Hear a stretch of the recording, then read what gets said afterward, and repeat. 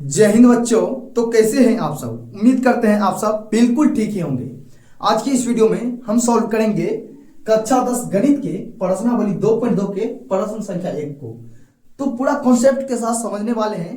हाँ, मैं आपको गारंटी के साथ कहता हूं, जब आप एक क्वेश्चन को बिल्कुल अच्छे से देख लेते हैं तो बाकी का सारा क्वेश्चन आप खुद से सॉल्व करना शुरू कर देंगे। तो चलिए पहले क्वेश्चन को ध्यान से देखिएगा, बाकी का सारा क्वेश्चन आपके लिए बिल्कुल आसान हो जाएगा। तो चलिए देखते हैं मेरा क्वेश्चन क्या कह रहा है। कह रहा निम्न द्विघात बहुपदों के शून्य ज्ञात कीजिए और शून्यांकों तथा गुणांकों के बीच के संबंध की सत्यता की जांच कीजिए। तो देखिए ये दे रखा मेरा क्या है, मेरा है द्विघात बहुपद। क्या है? द्विघात बहुपद है।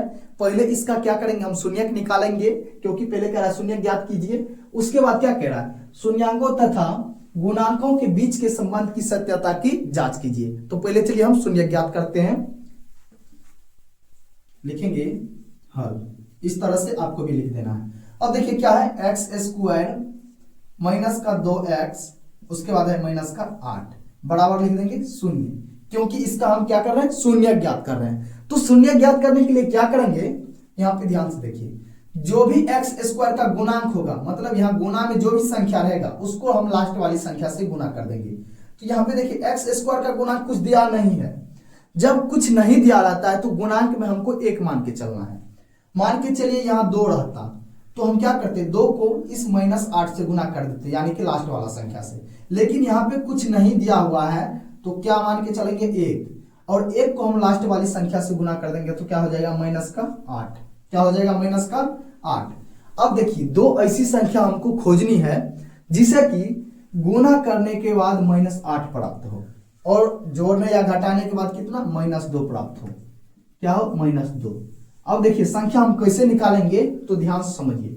इसका क्या कर देंगे, हम अभाज्य गुणनखंड कर देंगे। किसका? 8 का। जब 8 का हम अभाज्य गुणनखंड करेंगे तो क्या हो जाएगा, 2 से लगाएंगे तो 4, फिर देखिए 2 से लगेगा तो क्या हो जाएगा 2। क्या आ गया, 2 गुने 2 गुने 2। क्या आ गया, 2 गुने 2 गुने 2। अब यहाँ पे देखिए 2 गुने 2 क्या हो जाएगा 4। अब बचा क्या है 2, अगर कर देते हैं गुने 2, यदि इसको गुना करते हैं तो क्या आ जाता है 8। लेकिन पुराना कितना, हमको कितना लाना है, -8 लाना है। तो देखिए यदि हम 2 में माइनस लगा देते हैं तो क्या आ जाता है, -8 आ जाता है। लेकिन दूसरा कंडीशन क्या है, जोड़ने और घटाने के बाद कितना पुराना चाहिए, -2। तो देखिए 4 -2 करेंगे तो क्या आ जाएगा 2। तो देखिए यहाँ है -2, आया कितना है 2। तो यहाँ पे क्या करेंगे, इस माइनस को यहाँ नहीं लगाकर हम यहाँ लगा देंगे। तो -4 गुने 2 करेंगे तो क्या आ जाएगा -8। अब देखिए 4 में यदि हम माइनस लगा दें और 2 में प्लस लगा दें, -4 प्लस का 2 कितना हो जाएगा, -2। तो देखिए दोनों कंडीशन का पालन कर रहा है, यानी दोनों चीज आ गया। गुना करने के बाद कितना आ गया -8, और जोड़ने और घटाने के बाद -2। तो यही कह रहा था मेरा कंडीशन। दोनों में क्या करेंगे, एक्स लगाकर लिख देंगे। तो यहाँ पे देखिए क्या करते हैं दोनों के साथ, अगला स्टेप क्या लिखेंगे हम, तो देखिए एक्स स्क्वायर है तो एक्स स्क्वायर हो गया।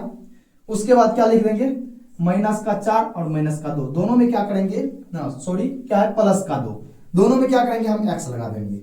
-4 एक्स हो जाएगा, उसके बाद +2, इसमें भी एक्स हो जाएगा। उसके बाद क्या है, -8 है तो -8 लिख देंगे बराबर 0। अब यहाँ पे ध्यान से देखिए टोटल कितने पद आ चुके हैं, पदों की संख्या को गिनिए। जैसे 1 2 3 4, कितने पद हैं, 4 पद। लेकिन यहाँ पे हमको सिर्फ 2 पद में देखना है, 2 पदों में देखना है कॉमन क्या आ रहा है। तो देखिए कॉमन क्या होता है, इसको बिल्कुल बेहतरीन तरीके से समझते हैं कॉमन क्या होता है। तो देखिए इधर समझते हैं हम कॉमन क्या होता है। यहाँ पे देखिए क्या है, एक्स स्क्वायर, मतलब एक्स गुने में क्या 2 बार, एक्स गुने एक्स है। यह हो गया मेरा पहला पद का। और दूसरा पद का क्या हो जाएगा, -4x है तो इसको गुना में क्या लिखेंगे, -2 गुने 2 गुने x, यानी कि खंडित करके लिख दिए। अब देखिए इन दोनों पद में क्या मिल रहा है, क्या ऐसा चीज है जो कि दोनों में है। तो देखिए x इसमें भी है और इसमें भी है, और कुछ मिल रहा है, तो अब कुछ नहीं मिल रहा है। तो मेरा कॉमन क्या आ जाएगा, ओनली x आ जाएगा कॉमन। क्या आ जाएगा, x कॉमन। तो यहाँ पे हम क्या करेंगे, x कॉमन ले लेंगे। तो जैसे x कॉमन लेंगे तो देखिए पहले वाला पद में क्या बचेगा, x जब बाहर ही कर लिए तो बचा क्या, सिर्फ x बचा है। तो यहाँ लिख देंगे x, उसके बाद यहां जब हम x बाहर कर लेंगे तो क्या बचेगा, -2 गुने 2, तो क्या हो जाएगा -4, तो यहां लिख देंगे -4।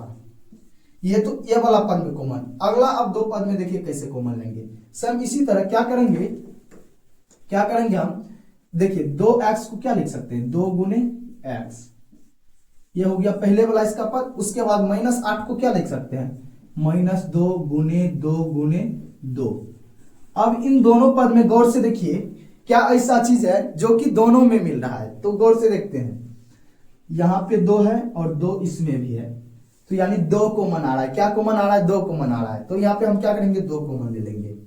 अब जैसे हम 2 कॉमन लेंगे तो बचेगा क्या, x बचेगा, तो यहाँ पे हम x लिख देंगे।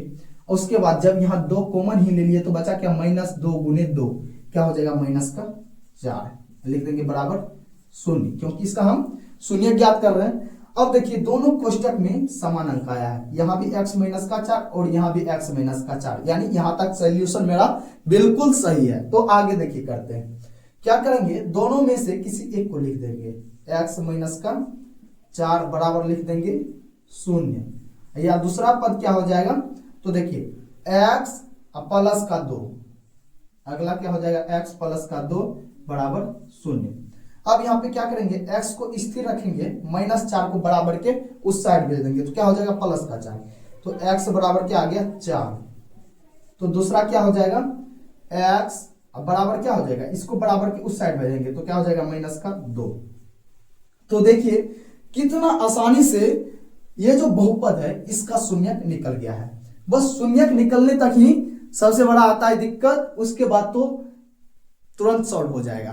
तो देखिए अब यहां तक शून्यक इसका निकल चुका है, तो अब क्या करेंगे, हम क्या करेंगे, शून्यकों तथा गुणांकों के बीच के संबंध की सत्यता की जांच करेंगे। तो जांच करने के लिए हम करेंगे क्या, एक को मान लेंगे अल्फा और एक को मान लेंगे बीटा।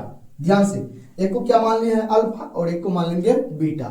तो अब इधर हम क्या करेंगे, जांच करेंगे। तो जांच करने के लिए हम क्या करेंगे, लिखते हैं, क्या लिखेंगे, जांच। क्या करना है, जांच करना है।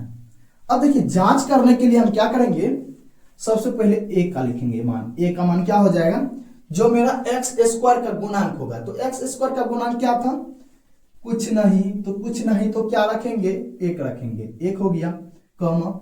उसके बाद देखिए b का मान लिखेंगे, तो b बराबर क्या होता है, जो x का गुणांक होता है। तो देखिए x का गुणांक क्या है, -2, तो b का मान हो जाएगा -2, कॉमा। और c बराबर क्या हो जाएगा, c बराबर अचर पद होता है, तो c बराबर हो जाएगा -8।